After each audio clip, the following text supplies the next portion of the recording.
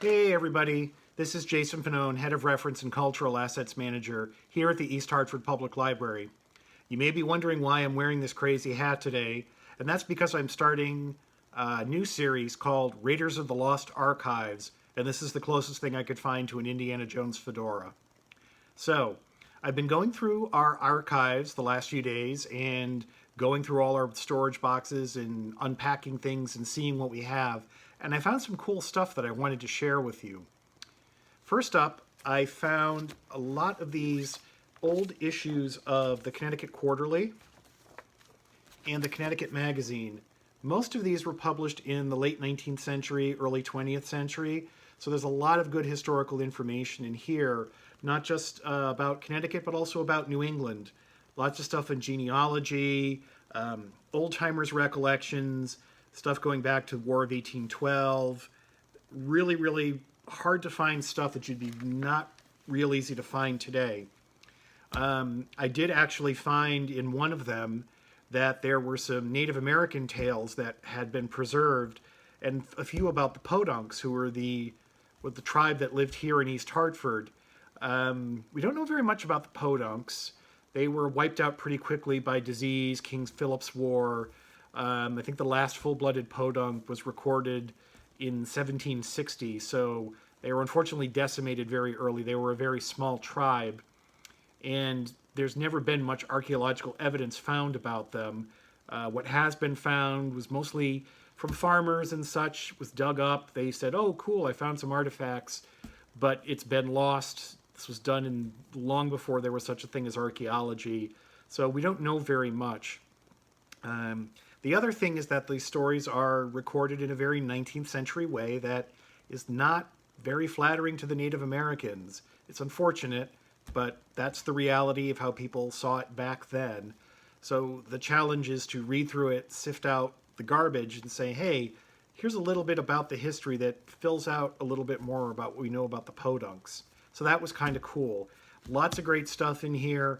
I haven't even gone through the half of it yet, and I'm already finding some cool stuff about our state's history.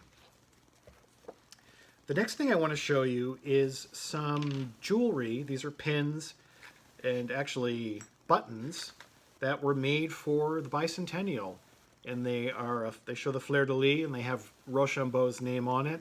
And we know that Rochambeau and the French army camped here in East Hartford on their way from Newport, Rhode Island down to Yorktown, Virginia, to help us win the American Revolution.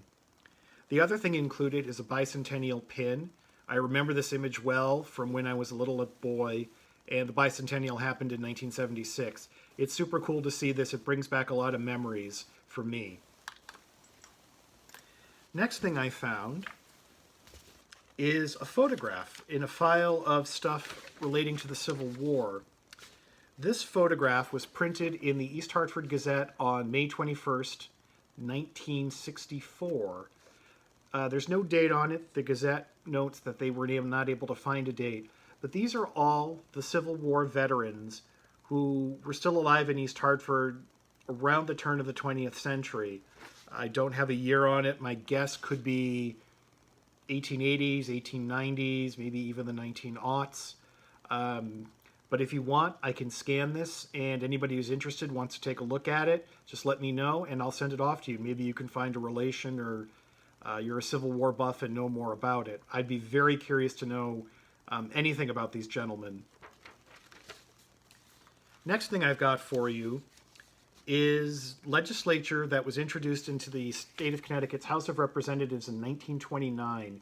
This was a bill to consolidate all the various districts and municipalities that were in East Hartford when the town changed its charter that year to move to a town council strong mayor form of government. And you may be saying, there were more towns in East Hartford than just East Hartford? And the short answer is, why, yes. This is a map from 1869 from an atlas. And what you can see here is there were a lot of different districts in East Hartford, some of which, like Burnside, had their own post office, different school districts and all the rest of that. And these were all essentially different little towns within the overall town of East Hartford. And this bill was to consolidate them into one political entity. So it's an interesting change and a snapshot of when the town was changing rapidly in the early 20th century. And by the way, you can find copies of this map online. There's all sorts of images. So if you want to take a closer look, all you have to do is just Google East Hartford, Hartford County 1869 Atlas. You'll find it in spades. Next, I want to show you East Hartfordopoly. I featured this several weeks ago on Throwback Thursday, which is something we do on our Facebook page. And if you're not on our Facebook page, go check it out, especially on Thursdays. There's lots of great goodies that I post there from the archives. It gets a lot of buzz. People really like looking at it. And this is basically from the 1980s. There's all sorts of businesses here. It's kind of cool to take a walk down memory lane and see it. I also know people have gotten in touch with me and said, oh, I still have this, and it's kind of cool, and thanks for the memory. So take a look. Maybe you have a copy at home somewhere, and break it out and play it while we're all weathering this COVID thing. And lastly, I want to show you this little booklet here. This is the 1950 population census for Connecticut, and it talks about East Hartford and Hartford. And I'm showing you this because this year is the 2020 census, and it is critical that we all fill this out. I did it a few weeks ago. It's super easy to do. Took 10 minutes to do with my wife and I filling out the information. So I am making a shameless plug to do the census. If you really are curious about what East Hartford was like in 1950, go to the census website. All this data is available online. It's really, really cool stuff, especially if you're an information junkie and a data nerd like I am. Totally worth doing. So there you go.